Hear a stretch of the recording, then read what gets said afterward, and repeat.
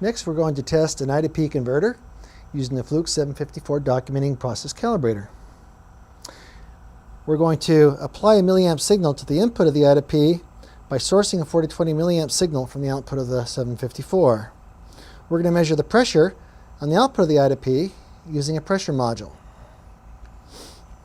We make our connections, select measure pressure. Calibrator finds the pressure module, and we press clear 0 to make sure we have a good 0. Connect the pressure module to the output of the I to P. Next, we're going to configure our source to source milliamps.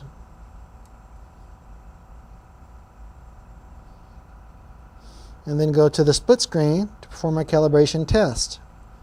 We're going to run an S-found test for an instrument. We're going to measure 3 to 15 psi to 0.5% while sourcing 4 to 20 milliamps. We select idle test, and the calibration test will automatically perform. The milliamps applied, the pressure is measured, error is calculated, and it's recorded to memory.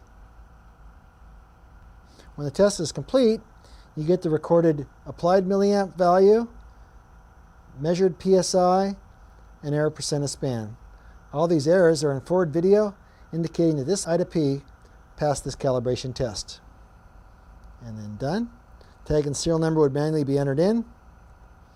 That is how you do a performance test on an I to P using the Fluke 754 documenting process calibrator.